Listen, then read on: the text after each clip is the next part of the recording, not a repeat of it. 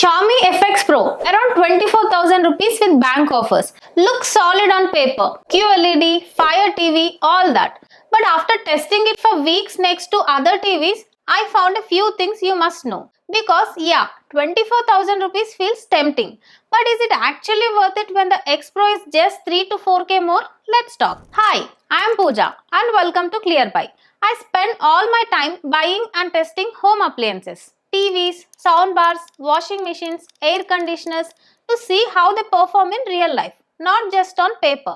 So you can buy confidently without wasting your money. Everything I share here is from real testing and real experience. So today we are testing Xiaomi FX Pro QLED. So design wise, it looks really good. Metal back, thin bezels, and you get that Xiaomi and Fire TV branding on the front. It feels premium for this price. You get all the ports you need. 3 HDMI, 2 USB, optical, Ethernet, everything is there. One odd thing though, USB 2.0 in 2025, not 3.0. The box comes with tabletop stands, but no wall mount. If you want to wall mount it, the technician will charge you around 400 to 500 rupees. Just keep that in mind. Now the remote. It's the same as the X Pro. Pretty big. Bluetooth smart remote with Alexa built-in. And Alexa works really well. And this is where it gets little annoying. There is no YouTube button. Also no direct settings button. You have to long press the home button to get into the settings. They did add a mute button though, which is really nice. It also has play,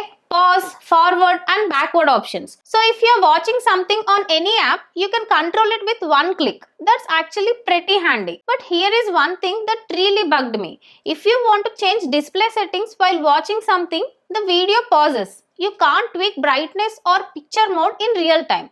That felt like a step back. Alright, the display. This is where things get interesting. So it's a 43-inch VA QLED panel, 4K resolution, 55 to 60 Hz refresh rate. It supports HDR10 and HDR10+, but no Dolby Vision. That's important to remember. Now you might have seen this listed as a 10-bit panel in many places. And technically, yeah, it can display 1.07 billion colors. But here is the reality. It's actually a 8-bit plus FRC panel, not native 10-bit. What that means is it uses a technique called frame rate control to simulate those extra colors. It's still better than a basic 8-bit panel, but it's not the same as true 10-bit. So colors are good, but just know what you're actually getting. It covers around 92 to 94% of DCI P3 color gamut and 100% sRGB. So colors, they are punchy, vibrant, really nice to look at. Picture quality. I tested this with Dolby Vision content, HDR content, SDR content, sports, news, everything. And overall, it's good. Not amazing, but solid. Viewing angles. Straight on, it looks great. A bit from the side, still okay. But if you go to extreme angles, there is about 20 to 30% color shift.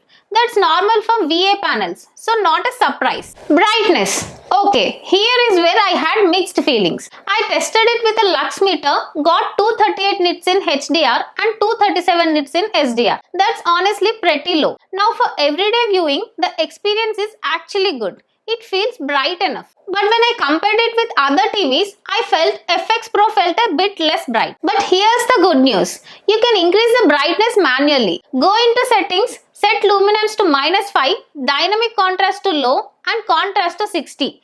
That will make it noticeably brighter. Sharpness. Not too sharp, not too soft. It's in the middle. Details and dynamic range are pretty good. Blacks. They are not Sony level deep, but they are decent. You can see details in dark scenes clearly. I tested it with a complete black screen too. And it's similar to the Mi X Pro QLED. If you watch in a completely dark room with all lights off, you'll notice a bit of backlit bleed. With lights on, you won't even notice it. Dolby Vision. Remember, this TV doesn't support Dolby Vision. But when I played Dolby Vision content, it automatically switched to HDR10 or HDR10+. It defaults to filmmaker mode, which you'll want to change to standard. The viewing experience is good, but if you compare it to TVs like the Mi X Pro or TCL that actually support Dolby Vision, those offer a noticeably better experience with that content. MEMC works really well. Ball movements are smooth. No ghost effect where you see 3 balls instead of 1. Even fast-paced scenes handle motion pretty smoothly. Upscaling, also pretty good. I watched some old movies and TV serials and it wasn't over-sharpened or too soft. Nice balance. Audio. It has 30-watt speaker on the 43-inch model.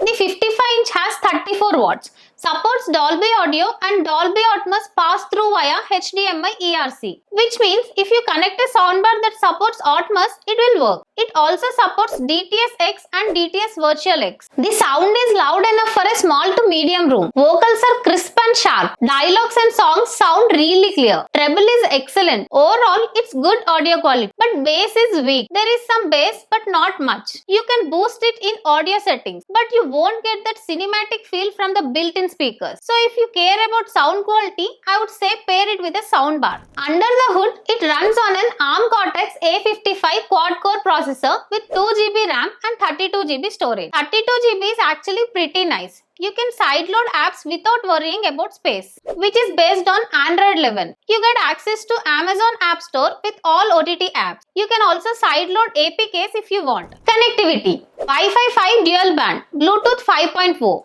I wish they would have given at least Bluetooth 5.3, but okay, it works fine. It also has Apple AirPlay 2 and Miracast, both work well. Screencasting from all devices worked smoothly. Quick note on gaming. The 43-inch model only has ALLM, no 120Hz or other gaming features. So final verdict. The Xiaomi FX Pro launched at 28,000 but is now around 24,000. With bank offers, you can get it around 20,000. For that price, it's definitely a solid 4K QLED TV. Good colors, decent blacks, good audio, picture quality is solid. But this is important. The Mi X Pro has also dropped in price. Just 3 to 4K more gets you Dolby Vision support, 2-year warranty and better brightness. So here is my honest take.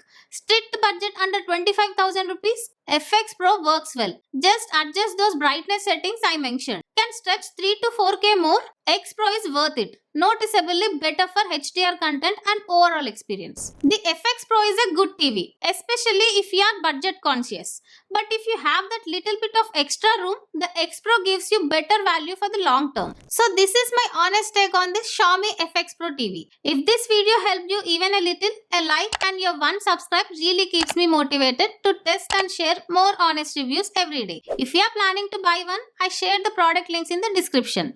It supports the channel and costs you nothing extra. And if you have any doubts or questions, drop a comment. I read every single one. Thank you for being here. I am Pooja from ClearBuy and I'll see you in the next one.